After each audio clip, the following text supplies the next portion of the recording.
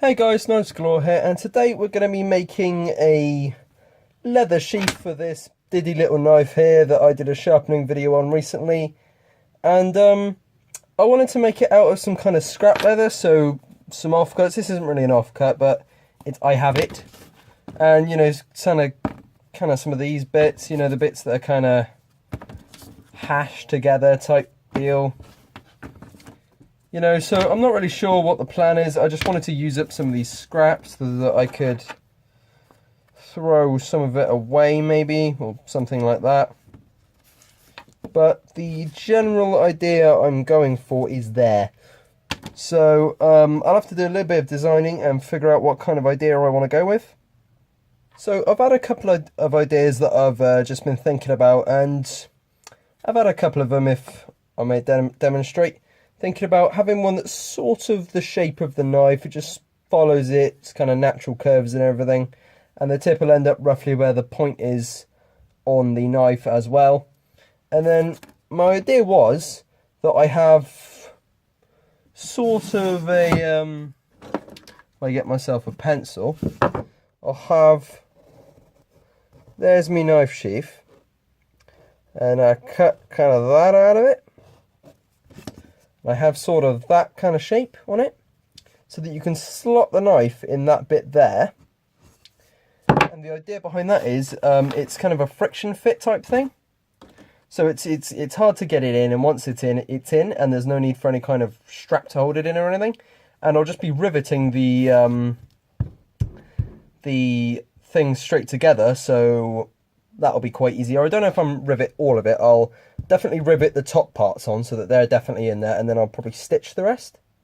That's some kind of idea I'm playing around with. This isn't for sale, this knife, so I'm not massively bothered about it. So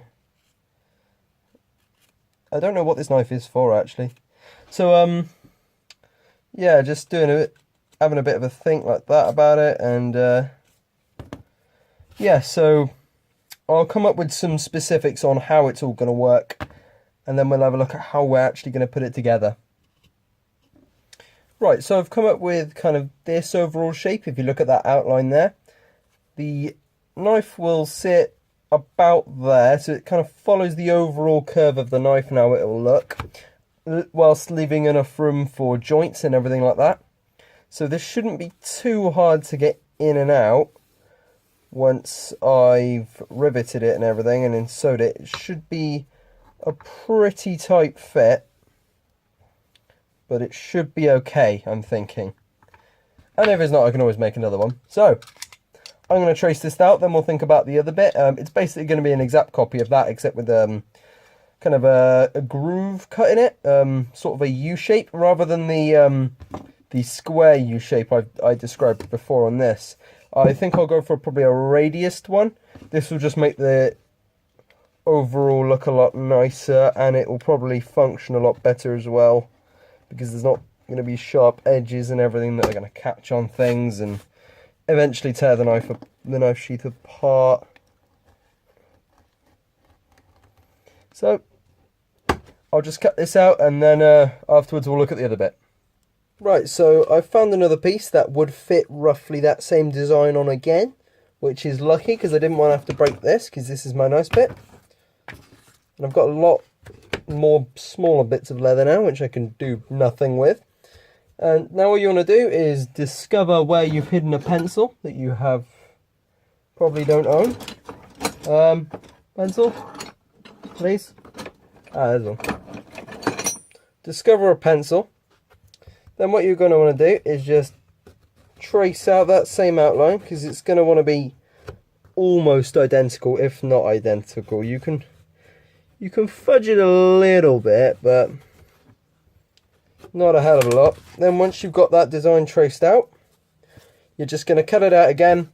Then once you put them together, you decide which one you want to have the loop in it, just the radius on it, and that will be the one that where the knife faces, you know, whether it's your left hand or your right hand. This is a right-handed knife, so it would only be logical to have a right-handed one. So when the knife faces in this direction, so you can just pull it out like that, you know, just bang, like that. You're going to want it in your hand rather than having it the other way. When you pull it out, it's going to be facing weird and you have to turn it around every single time. You're not going to want that. So, given that, when I flip it round... Ooh, that was lucky, I noticed that. Ooh, that was close. I traced them around the same way. Make sure you flip it round next time, so that when you trace them out, it will be the right way around. I'll show you in a minute what I mean.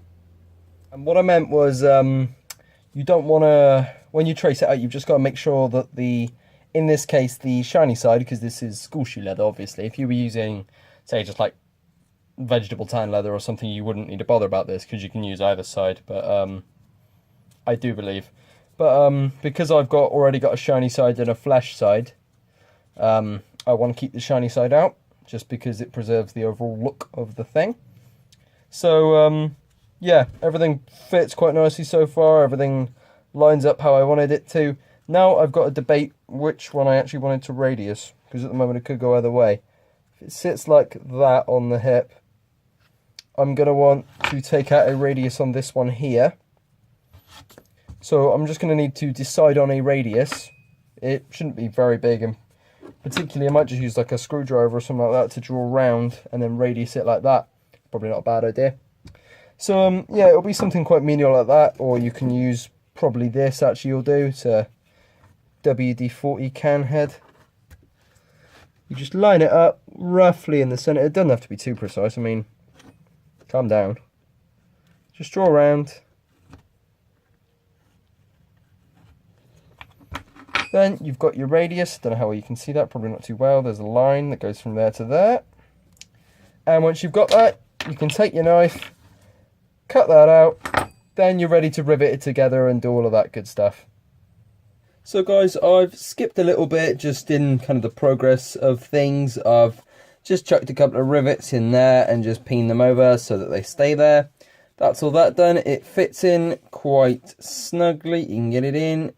And I've just got to be a bit careful when putting it back, because I don't want to slice the leather or cut my fingers or anything like that when it goes in, because I haven't actually put any stitching in yet to make sure that the edges are closed. Right, that's good. And as you can see, I've radius there. I've just filed it a bit, so it's nice. And that's going to be the kind of overall look of it. It's kind of leaf shaped, which I quite like. And yeah, I've just got a couple of tools here and a teacup. I'm going to grab my digital calipers, flick those on, set it to 0 it, set it to about 5mm will probably work. I probably can't get it exactly. Yeah, that'll do. 5.04, as long as it's the same all the way around, that's fine. And what I'm going to do, I'm just going to gently, very, very gently scribe in a line all the way around.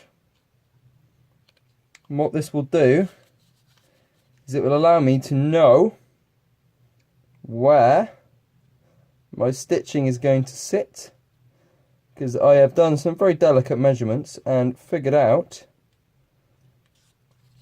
where well, I say very delicate measurements, I just looked at it for a bit, and that will tell me where I want all my stitching to sit. Sorry about the lighting here. And yeah, now that I've done that, I'm going to grab all my leatherworking tools, and so I can work out spacing between stitching, where they're going to start, where they're going to end, all of that good stuff. And yeah, that'll pretty much be it for that, because it's not a particularly difficult build, so yeah, it's quite nice. So now that I've got all the gear I need, I just need a small hammer as well, and I've got this little tool that you've probably seen before in my videos. It's just kind of a 5mm spacer, and because I've done 5mm on, well, pretty much 5mm on the radius, that'll do just all the way around. So you just take that, figure out where you want to start. I'm going to start about there, that will work. You just press into it gently, go to the next hole, press into that gently. You don't have to push particularly hard, because you're only denting the leather, you're not actually doing anything with it, you're just denting. And you're going to do this all the way around, and when you stop, some people measure out their strips so that they kind of get it perfect, exactly the same distance between the first hole closer to the rivet and the second rivet distance, all of that. I'm not particularly fussed about it, and to be honest, I don't think anyone is. So as long as you start in roughly the same place, you'll be all right. And you've just got to be a bit conscientious of not slipping, and when you're figuring out your spacing as well, take into account the hole size you're going to drill. It's not particularly difficult. I make it sound quite difficult, but it's really not. So yeah, and as you can see, I've got all my kind of divots in, and if you really want to, you can hammer them in. I'm going to, just because it's kind of part of my routine of doing it. And then I'm going to drill some holes using the same drill bit I used last time for the rivet. Well, not the same, it's same type. It's a I don't know the exact type, but I'll show you what it looks like in a minute. So my original plan was to use one of these. I think they're kind of wood bits for really accurate centers on the wood. As you drill into it, you get a very perfect center. I was going to use a smaller drill bit of one of those. One problem, I don't have any. So I thought I did. I thought I had some 2-3 mil size ones, but I don't. So I've just had to use a regular, I think this is 2.5. I thought that was probably thick enough for thread. So yeah, that'll probably do me. And yeah, I guess we can get to drilling now.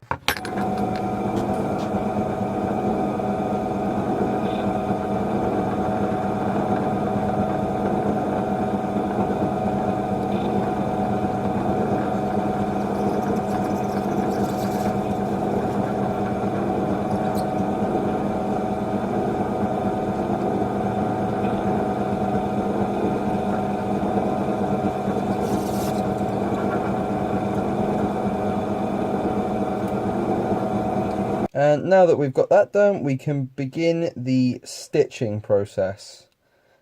And it's always difficult and never fun and always hurts. So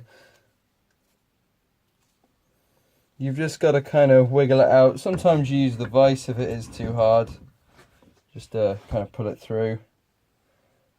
Then once you get to this point, you're going to want to secure it. What I normally do is just make it the smallest knot humanly possible,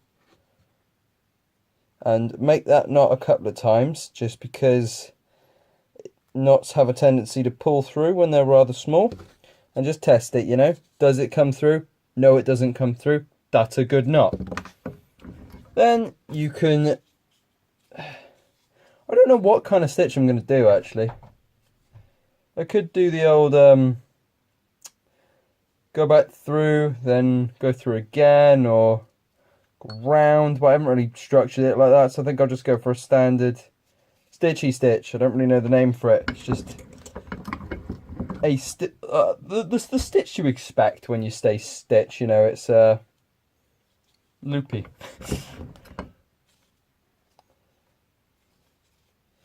So I've done that now. You just pull it. Yep, you pull it until it's tight again. You reckon I could? No, I'm not going to try it. That's too risky. I'm not going to do it. I'm just going to go for the standard. I do need to Google how to do some other stitches so that I can do some more interesting stuff. And you're going to want to try and keep it quite tight at the same time. So just pull it and give it a good old tug. You can make like little nut locking type mechanisms in your leather, but I don't know how to do that. Neither have I actually done any research into it, so I'm not going to try and create my own yet. Ooh, that's a tough one.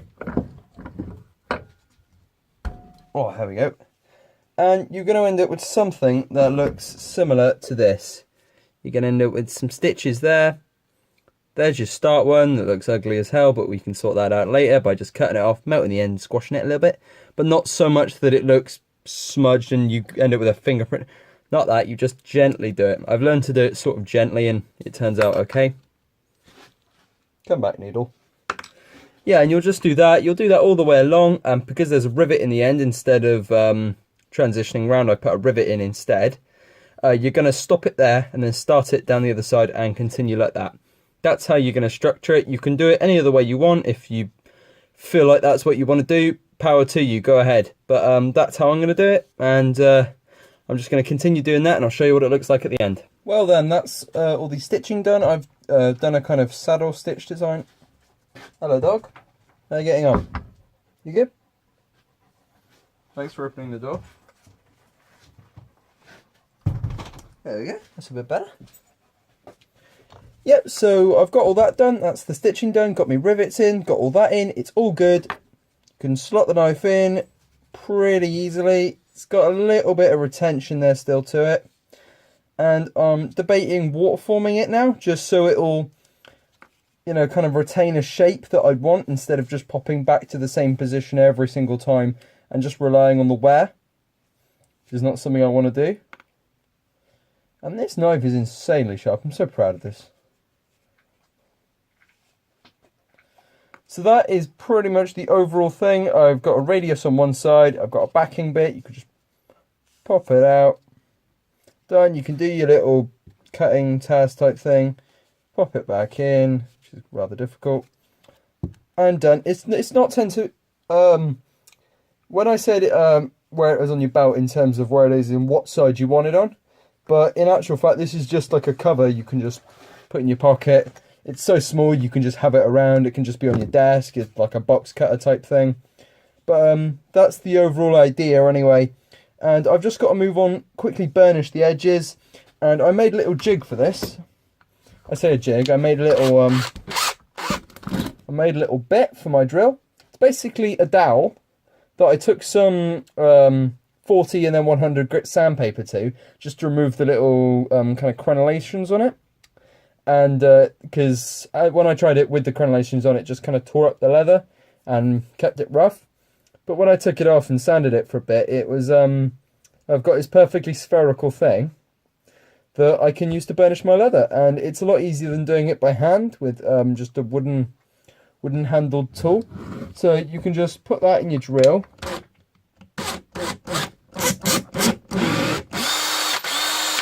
Put that in your drill, and you can sort of position it in your vise if you really need to. Slowly tighten it, then eventually it'll start pushing the trigger in.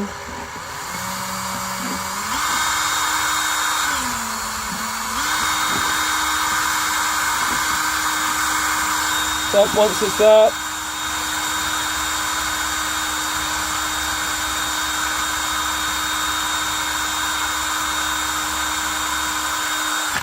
at least that's the idea anyway. You're just having it there. You can spin it freehand if you want, and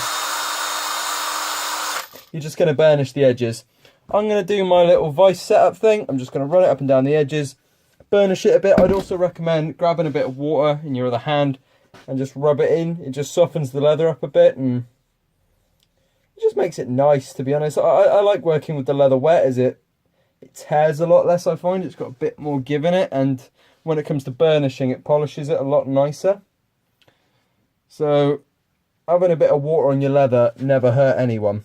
So that's yeah, just my idea anyway. You can always do the old hand burnishing, where you just grab, say, a wooden handled tool and just spend your entire existence doing that. That's perfectly acceptable also, but I'm going to do the kind of mechanical, tool intensive type burnishing. If you had a wood lathe, I guess you could do it on that also. Just kind of, you know, put a dowel in there and just run it up and down. That might work also for you if you like, but I'm going to use my drill. I'm going to finish doing that. Then after that, we'll show off how it looks, and we'll just kind of have a final talk about it, and then I'll say my goodbyes. Well, this is the, well, pretty much final product now. It's all burnished. It's nice edges now. And there's not a lot more for me to say other than it's quite nice. It's still retained its sharpness, the knife has. It's a nice little sheath. You can just pop it in your pocket, wander off. You can have it on your desk, do some cutting with it. You know, it'll do all your little cutting tasks, and that's pretty much all I have to say about it, to be honest. So yeah, I hope you enjoyed the video. I've had great fun making it. I'd also like to briefly thank Simple Little Life, Jeremy his name is, for the feature on his channel when he showed off one of the knives I made that I was really proud of. And I'm going to dedicate a whole video to this, so I'm not going to say too much now, but I really appreciate it. I was so happy when I saw him show my knife off on his channel, and it was one of the best feelings I've ever had. So Jeremy, if you're watching this, I really appreciate that. Anyone who's come over from Jeremy's channel, because he left my channel link in the description, thank you so much for coming over. I really appreciate it. It's not every day I get to talk to a community as vibrant as Jeremy's. He's got some really great-minded people in there. They're all very intelligent. They really know what they're doing. And the guys that I've talked to so far, their videos that they make on their channels are spectacular too. They're amazing. So I can't say enough good things about this. So I just want to say thank you very much overall. I really hope you enjoyed the video, and I'll see you all next time.